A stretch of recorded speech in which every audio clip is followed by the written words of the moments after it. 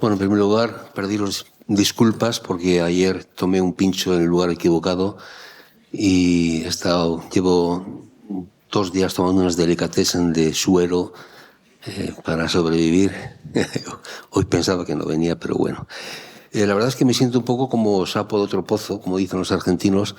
Cuando los organizadores me dijeron que si quería participar en esto, les dije, pues creo que os equivocáis de nombre porque yo me dedico a la arquitectura y a la arqueología básicamente de época muy tardía. Y el tema de los paisajes culturales y demás pues ha sido una especie como casi sobrevenida en mi época casi de madurez en la dirección de una cátedra UNESCO, ¿no?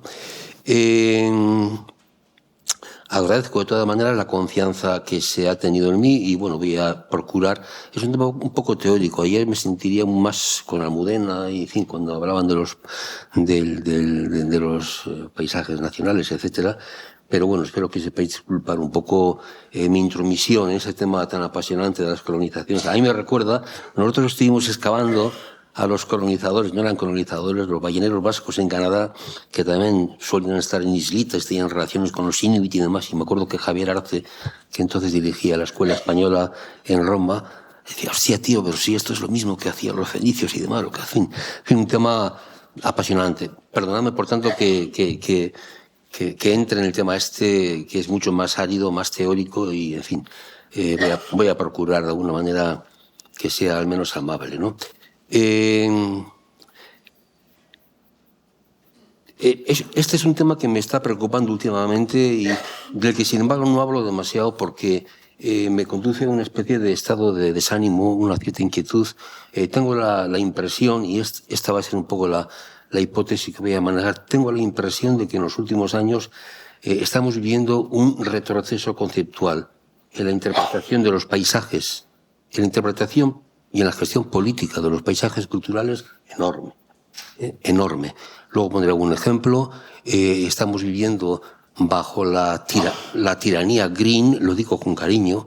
Obviamente las urgencias climáticas son de tal naturaleza que han modificado sustancialmente las prioridades, han alterado completamente el tablero de juego y quienes hasta hace unos años vivíamos o hemos vivido cómodamente, incluso sintiéndonos poderosos, entre comillas, en el ámbito del patrimonio cultural con unos proyectos extraordinarios, pues sí hemos ido dando cuenta ahora que estamos absolutamente relegados. Creo que justamente, en fin, no lo sé, creo que habría que buscar un punto de equilibrio entre urgencias que tienen que ver pues con la descarbonización, lo green, en fin, el mundo del medioambientalismo. Todo esto lo voy a comentar muy rápidamente en mi intervención. Con ideas básicas y sencillas. A ver si es cómo va esto. Bien, posiblemente una de las cosas que diga ya se dijeran ayer. Si es así, ya me disculparéis. Pronto se van a cumplir nada más y nada menos que 100 años desde que un geógrafo estadounidense de origen alemán, Karl Sauer, formulara la primera y más precisa definición de un concepto, el de paisaje cultural, que superaba, fijaos, hace 100 años la dicotomía naturaleza-cultura tan característica de la modernidad occidental y que aún nos sigue marcando. A mí me saca de quicio cuando se habla de paisaje cultural y paisaje natural a día de hoy. Es una batalla que doy por perdida, pero obviamente somos todos esclavos de un cartesianismo, de un maniqueísmo, de un sistema binario que heredamos del Renacimiento y se fortaleció en la Ilustración y seguimos sin ser capaces de superarlo y sin darnos cuenta que hay otras culturas en el mundo que no son binarias. Y evidentemente este es un tema bien interesante, pero que no. Bien, según Sauer, en una definición que tenéis ahí en inglés y en castellano, el paisaje cultural se forma a partir de un paisaje natural debido a la acción de un grupo cultural. Parece una tontería, pero es de una profundidad y es completa la definición. No ha habido definición mejor que esta. El agente es la cultura, lo natural es el medio y el resultado del agente sobre el medio es el paisaje. El paisaje siempre es cultural. Es el paisaje. Digo que sorprende esta sencillez y simultáneamente esta precisión, a pesar de que todavía a fecha de hoy haya mucha gente que sigue sin comprenderlo, sobre todo en el ámbito de la administración y de la gestión pública, etcétera. También en la academia. Sauer anticipaba en décadas lo que luego teorizaría Bruno Latour cuando habla en fin, de los híbridos y la superación de lo natural y de lo cultural, en fin, toda esta arqueología simétrica, antropología simétrica. Fijaos que en el año 25 ya un geógrafo era capaz de expresarlo de una manera, creo que antológica. El concepto propuesto por Sauer fue madurando durante las décadas siguientes y en los años 60 también los estadounidenses Jackson y Peirce-Lewis sostendrán también que todos los paisajes son inherentemente culturales, de modo que, como recordaba Javier Rivera, profesor y amigo en su día, decir paisaje cultural sería en realidad caer, como acabo de recordaros, en un pleonasmo. Para explicar la lenta comprensión y la tardía adopción del concepto de paisaje cultural, voy a hacer un recorrido muy rápido, porque probablemente ayer se habló del tema este. Yo dirijo una cátedra de UNESCO y, sin embargo, no soy muy devoto de UNESCO, sí en algunas cosas, no en otras muchas, porque tiene un pensamiento obviamente muy binario, muy maniqueo, muy conservador, y en el tema este que estamos tratando hay que referirse a UNESCO como culpable de alguna manera del mantenimiento y de la perpetuación todavía de este esquema binario que tanto daño nos está haciendo. Ya desde la Segunda Guerra Mundial, con las dos primeras grandes instituciones que nacen después de la conflagración mundial, en el año 1946, la Organización de Naciones Unidas para la Educación, la Ciencia y la Cultura, UNESCO, y un año después, fijaos, la Unión Internacional para la Conservación de la Naturaleza, que con su propia creación y existencia ya concedían valor universal a esta idea binaria, una institución para la cultura, otra para temas naturales, insisto, a fecha de hoy todavía operativa, pese al daño que en muchas ocasiones hace. Voy a ir muy rápido explicándoos cómo costó realmente que UNESCO fuera aceptando esta idea de los paisajes culturales. En su primer documento del año 72, en la Convención, lo tenéis ahí, otorga ya definitivamente Carta de Naturaleza desde el propio título de la Convención, cuando hace referencia al patrimonio natural por una parte y al cultural por la otra.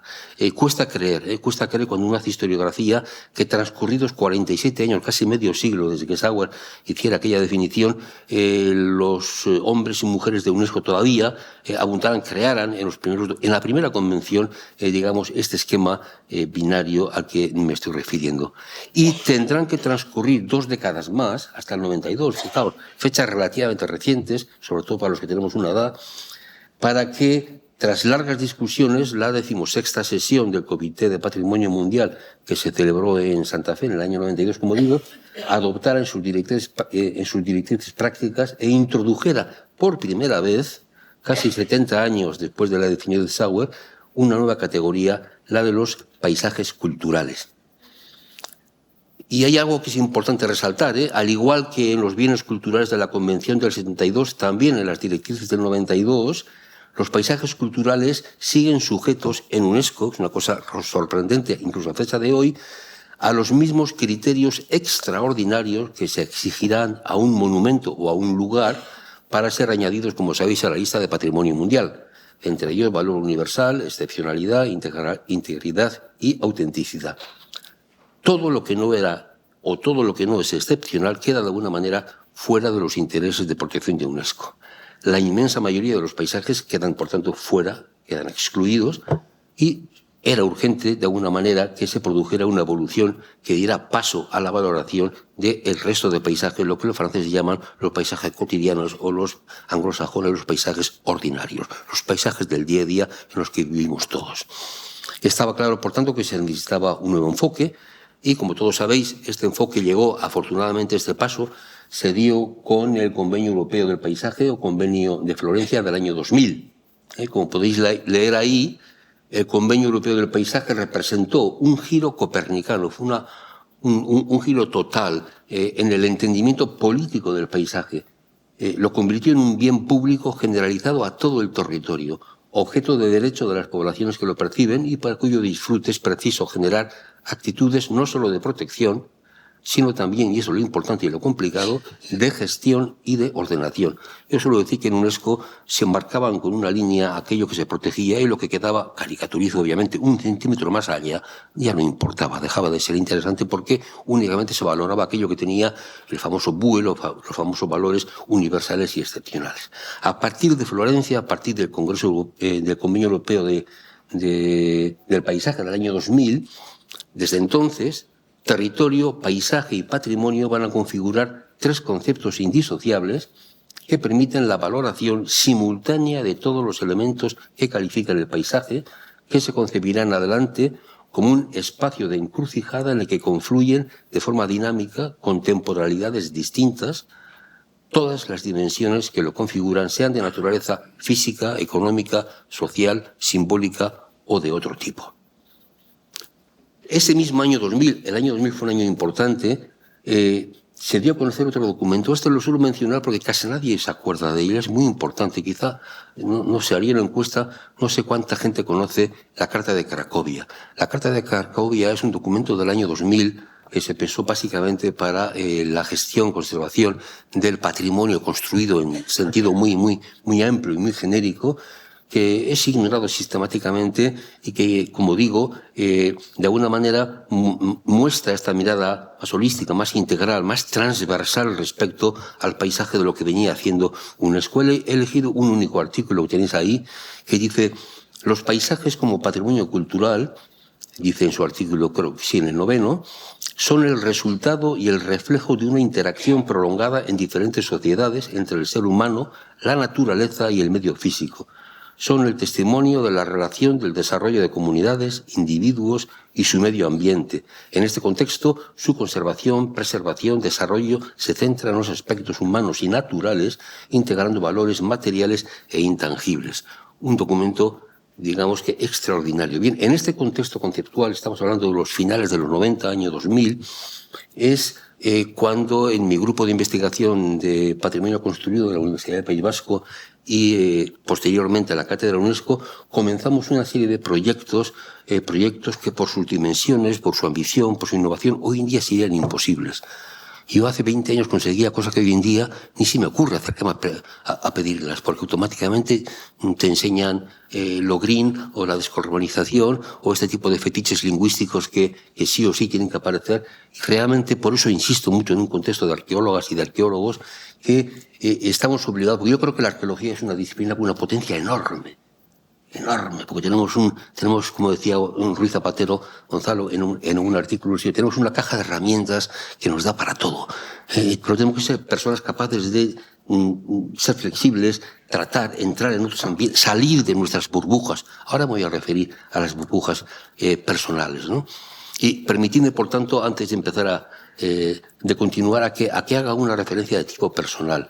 En los años 90, finales de los 90, estaba yo inmerso en un tema que entonces me parecía fascinante, porque yo ahora me dedico a paisajes, pero mi afición, mi obsesión, porque los arqueólogos y arqueólogas somos obsesivos con las cosas, eran las necrópolis franco-aquitanas, tardoantiguas, de cuando desaparece el imperio y demás. Tuve la fortuna de excavar y estudiar un grupo de necrópolis que supusieron un avance muy importante en el conocimiento de uno de los periodos más oscuros del sudoeste europeo, del Golfo de Vizcaya, etcétera. Para un arqueólogo que apenas tenía 30 años o no llegaba entonces, estas necrópolis pues fueron un sueño para mí, ¿no? Es decir, los ajuares eran espectaculares, los resultados se seguían con un afán extraordinario, se discutía si eran francos, visigodos, el tema de la política entraba por medio, en fin, era un tema tan apasionante que me tuvo absorto, ensimismado, inmerso en mi propia burbuja. Y esto es importante, que los arqueólogos y arqueólogas nos demos cuenta que tenemos que salir de nuestras burbujas. Tenemos demasiadas burbujas. La que está haciendo la carrera universitaria, que está obligada a vivir una burbuja de competitividad, la que se dedica exclusivamente a esta especialidad, o, en fin, y muchas veces necesitamos salir de esas burbujas, romper esas burbujas. Es un riesgo. Y en mi caso concreto, yo tuve la fortuna, por diferentes circunstancias, de romper esa burbuja en la década de los 90. Mi conversión personal, mi caída de caballo, camino de Damasco, por utilizar el símil paulino, se dio en los años 90, cuando me di cuenta, de repente, de que los arqueólogos y arqueólogas éramos capaces de encadenarnos a no sé qué cabezo ibérico para que no derribaran y demás, pero íbamos a nuestras casas en el casco histórico de tal ciudad o de pueblo donde había máquinas gigantescas destrozando el patrimonio y nos era absolutamente indiferente. Éramos fetichistas hasta puntos inimaginables. Para mí aquello fue un antes y un después, recuerdo años 90, una época de múltiples intervenciones en el patrimonio. Acordaos, es el nacimiento de las comunidades autónomas, cantidad de palacios, castillos se están convirtiendo en consejerías, presidencias, etcétera. La burbuja está creciendo. Había un dinamismo enorme y había mucha indiferencia por parte de arqueólogas y arqueólogos y de la academia en torno a esta cuestión. Fueron, insisto, años de gran dinamismo, nos queda de alguna manera, mi chip cambió, y de ahí que ahora pueda explicar estas cosas. Era también la época en la que los británicos e italianos, os acordaréis, comenzaban las investigaciones pioneras en arqueología urbana, en la aplicación de la estratigrafía sobre cota cero, con Luis Caballero Zoreda en Madrid, con Antonio González, Alberto Muyón en Cataluña y otras personas vinculadas a la arqueología, la arquitectura, la historia del arte. Comenzamos con lo que con el tiempo se llamó Arqueología de la Arquitectura, publicamos una revista del CSIC y la universidad que aún sigue en curso y está ahí, tira como un cohete, Arqueología de la Arquitectura. En fin, fue una época llena de sueños, de efervescencia, de grandes proyectos, una época en la que, frente a quienes concebían la historia de la arquitectura como la historia de estilos congelados en el tiempo, estábamos quienes defendíamos la memoria histórica de los edificios, la memoria estratificada de los paisajes, el respeto al valor documental del patrimonio como documento histórico, documento que había que leer y decodificar previamente a cualquier intervención de carácter rehabilitador o restauratorio. Esa era nuestra pelea. Esto tiene que ver con con el tema de los paisajes, con los rewelding y con los que creen que se pueden, con los ADN, volver a traer a los mamuts, a las estepas euroasiáticas. En fin, pero había gente que creía que la arquitectura eran esencias originarias que cabía recuperar.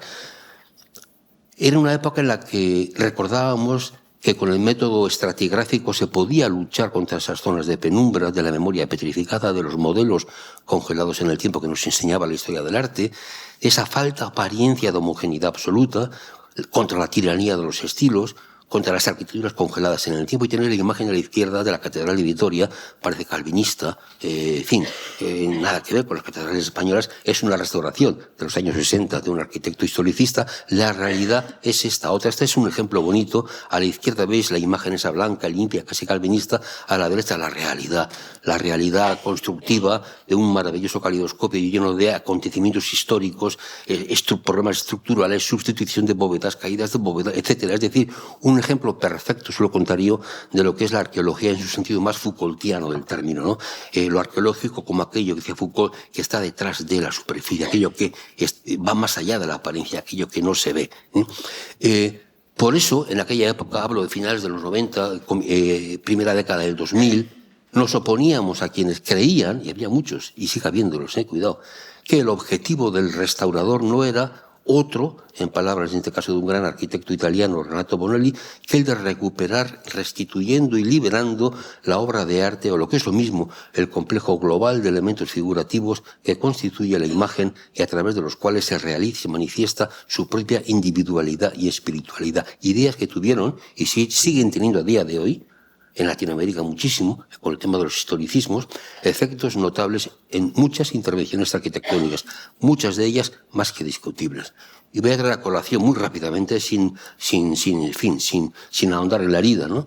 Un caso polémico, como pocos en la historia del patrimonio cultural español. La restauración del Teatro Romano de Sagunto, que acabó en los tribunales.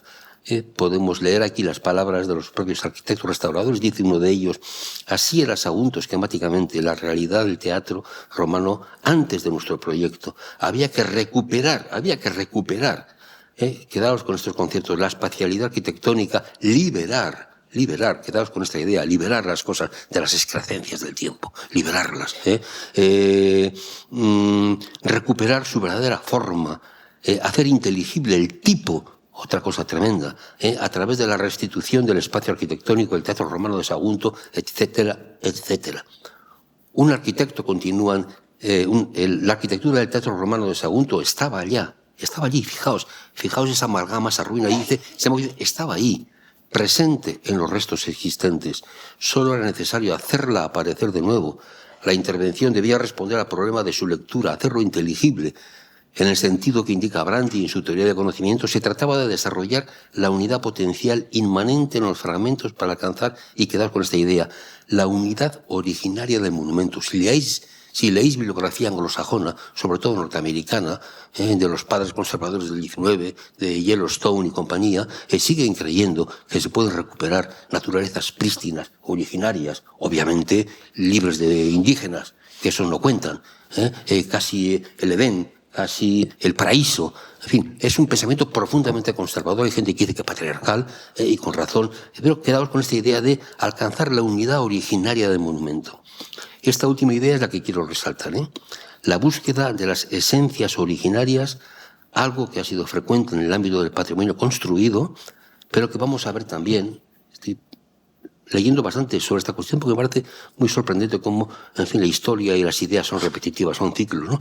Se ha convertido en una tendencia actual muy potente, la de la renaturalización, la del rewilding en el ámbito llamado patrimonio natural. Este fue el resultado en el caso de Sagunto, que no voy a comentar. Bien, hago una pequeña pausa para seguir con el tiempo. Hace más de 3 décadas, cerca posiblemente de 4, hace ya muchos años, fui testigo en una reunión institucional de un fuerte desencuentro entre medioambientalistas y era en el gobierno vasco. Había gente de patrimonio y gente de URA, en fin, había gente de hidrogeólogos y medioambientalistas, etc. Se trataba de dilucidar qué era más importante a la hora de gestionar los cauces fluviales. Si garantizar el acceso de los salmónidos a la cabecera de un determinado río, lo que suponía restaurar sus conectividades potenciales y proceder al derribo de algunos obstáculos, o salvar de la demolición los ingenios hidráulicos, a mí me parecía maravillosos, de un ilustrado vasco de la Ilustración del siglo XVIII, amenazados por las propuestas procedentes del medioambientalismo. Aquel desencuentro, ya insisto que yo era muy joven, me pareció kafkiano, me asustó porque era muy tenso, aprendí mucho. En lo que a mí respecta entonces, me decanté obviamente por ignorar a los alevines, y defender con ahínco los sofisticados ingenios hidráulicos del XVIII, como dudarlo, ¿no? Yo estaba seguro de que la razón moral me asistía.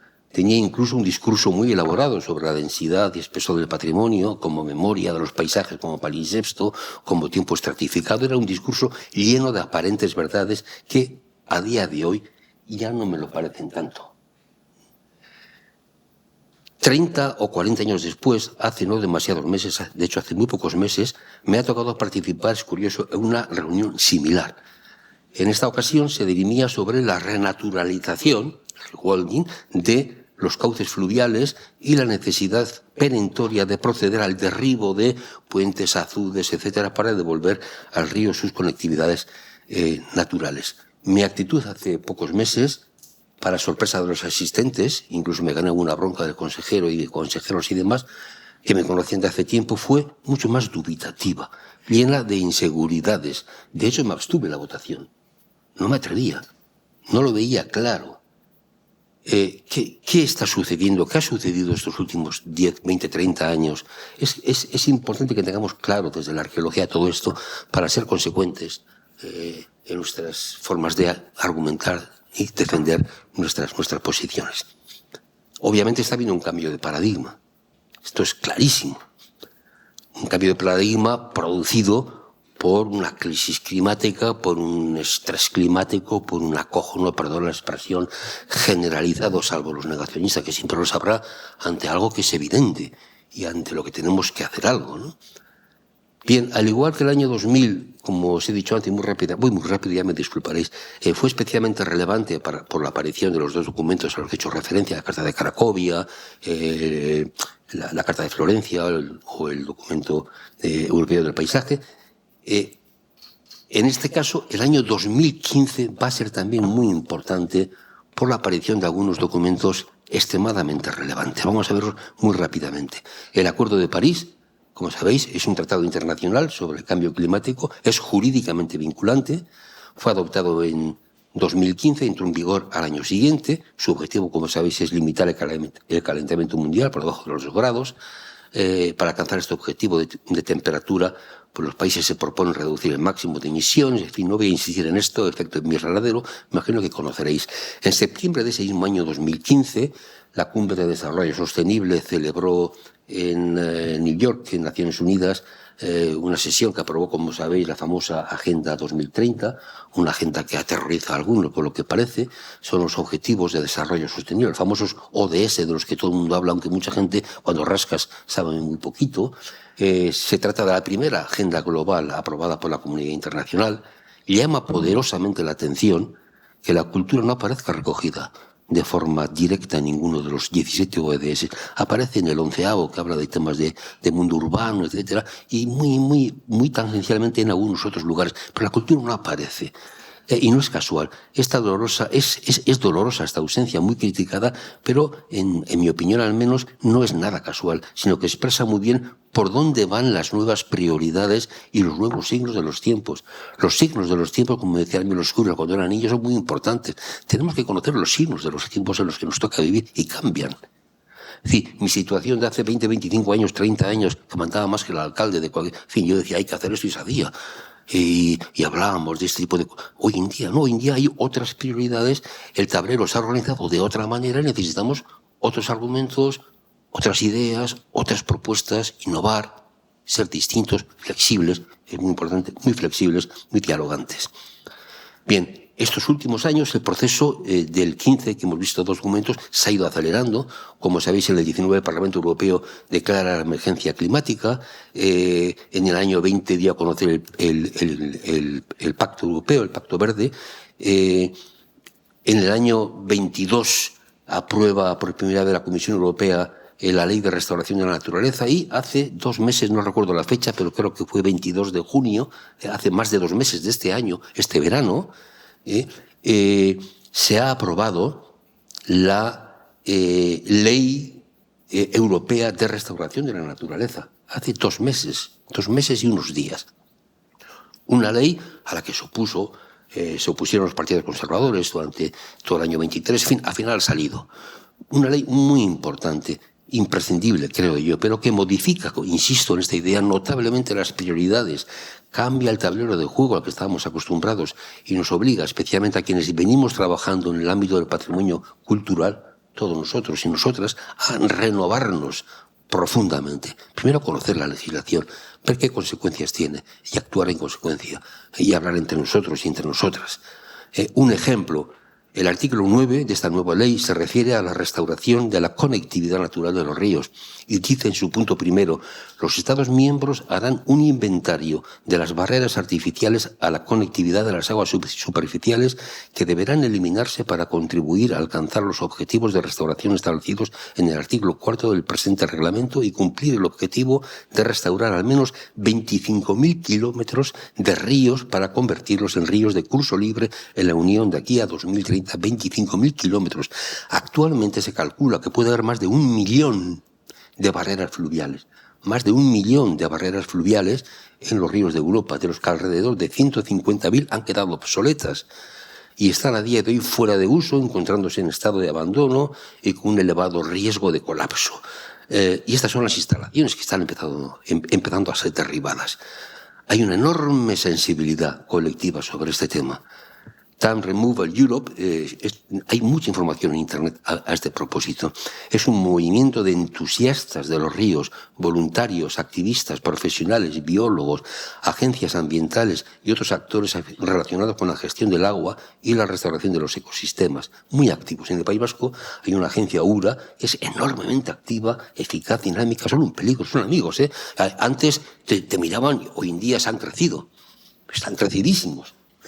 Con toda esa historia, más complicado llegar a acuerdos. El año pasado se eliminaron 487 barreras fluviales obsoletas, con presas o azudes, muchas de ellas medievales. Yo he sido testigo de algunos derribos, me he enterado de algunas cosas, en fin, pues porque uno ya tiene una edad y dijo, bueno, Cristo ya hubo uno que fue crucificado y murió por los demás, ya es suficiente, que pase lo que sea. Uno lo puede estar, pero uno se entera de cosas realmente sangrantes, que se hacen además ante la indiferencia y el silencio de la mayoría de la gente. Digo, el récord histórico que representa un aumento del 49% respecto a 2022 y multiplica por casi 5 el dato de 2020, según datos de la coalición conservacionista TAN Removal Europe. España fue el segundo país de Europa donde más elementos se suprimieron. Como os decía, conozco ciertas eliminaciones en Navarra y demás que se están haciendo ante la indiferencia de los responsables de patrimonio cultural. Es igual.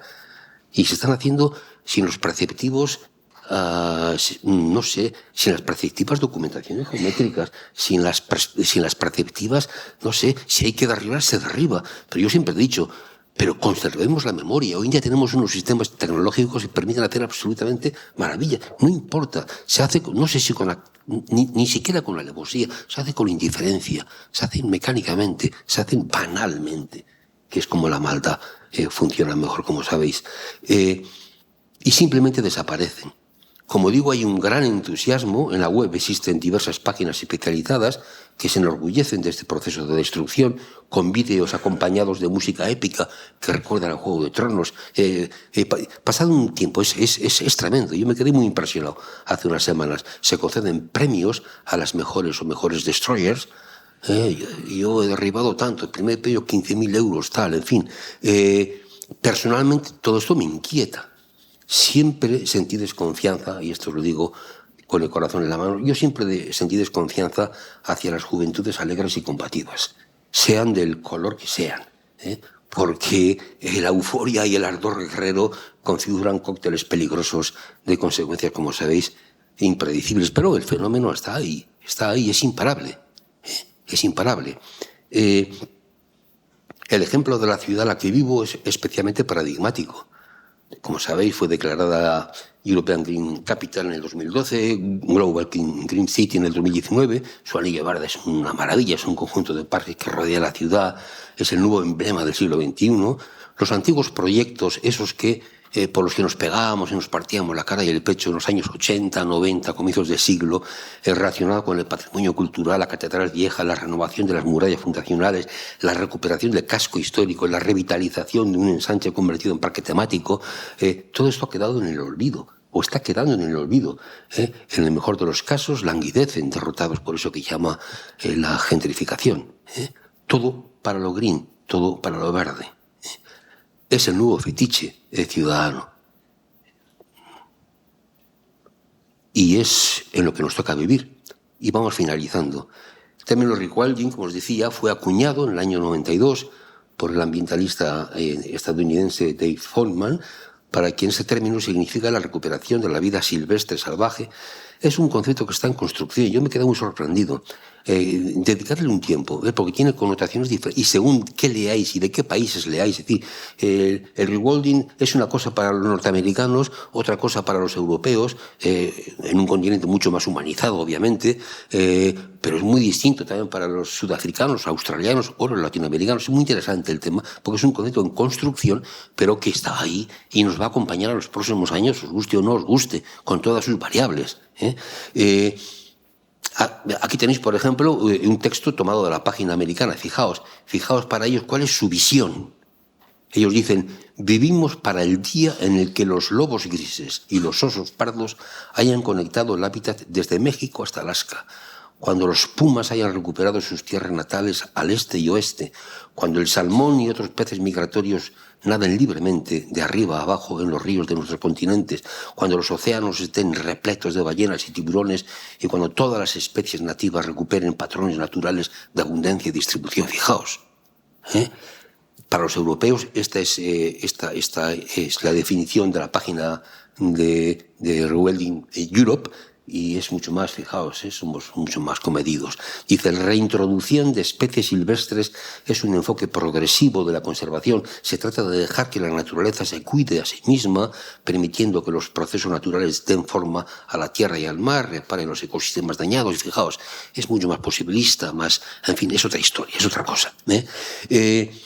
Mientras que a los rewilders les preocupa que la conservación de los paisajes patrimoniales refuerce el antropocentrismo de las prácticas tradicionales de la tierra, los proteccionistas, nosotros diríamos entre comillas, del patrimonio cultural, tememos que el rewilding produzca inevitablemente paisajes sin sentido histórico. Yo recuerdo en mi ciudad, hablando con una gente que había organizado una cosa maravillosa, habían tenido en cuenta árboles, semillas, tal cual, y yo le dije, ¿y el alma de esto? ¿Y el espíritu de esto? ¿Y quienes vivieron aquí? ¿Y quienes cultivaron aquí? ¿Y qué pasa con todo eso? Paisajes sin sentido histórico, paisajes sin alma, paisajes sin memoria. Perdonadme estos dos ejemplos extremos, casi caricaturescos, ¿no? Personalmente siento una gran inquietud cuando veo, por ejemplo, que una guía metodológica de restauración española muy conocida pone entre sus guías de buenas prácticas, en primer lugar o en segundo lugar, la destrucción sistemática de tal y de cual, y de, en fin, sin ningún tipo de matiz ni consideración, no, nada.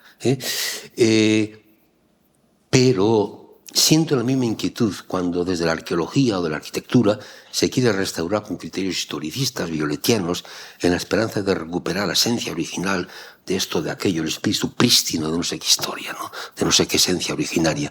No hay esencias originarias. Que nos enteremos de una vez. No hay esencias originarias que rescatar. El pasado se fue para siempre. El objetivo de la restauración ecológica tampoco es volver al pasado. No es posible recuperar la situación original, sencillamente porque volver al pasado, dicen, es termodinámicamente imposible. Toda degradación ambiental severa conlleva una pérdida neta irreversible. La situación de emergencia, y termino con esto, que se vive en la actualidad ha provocado un reordenamiento. Y esta es mi idea que me gustaría que quedara, ¿no? Es decir, todo esto ha provocado un reordenamiento de prioridades. Estamos ante un nuevo paradigma, una situación además que genera mucho estrés en la gente y lógicamente. Conceptos como renaturalización, restauración ecológica, biodiversidad, resiliencia han llegado para quedarse y obligan a reconsiderar expectativas, metodologías, actitudes de quienes llevamos décadas trabajando en el ámbito del patrimonio cultural y de los paisajes culturales. El pasado sabemos que permanece, al menos parcialmente, codificado y almacenado en la estructura y funcionamiento de los ecosistemas, de los paisajes construidos lentamente en el transcurso del tiempo. Esa fracción de información remanente, ¿os acordáis de Carandini? Carandini decía que nada desaparece, jamás. En los vómitos de la historia, en las tierras negras, en las tragedias más complejas, siempre queda algo de lo que fue. Entonces dice, esa memoria, esa fracción de información remanente recibe el nombre de memoria ecológica, de memoria estratigráfica. Hablamos el mismo idioma, compartimos los mismos conceptos y utilizamos herramientas similares. No hay justificación para los desencuentros, salvo que nos empeñemos en perpetuar los maniqueísmos disciplinares.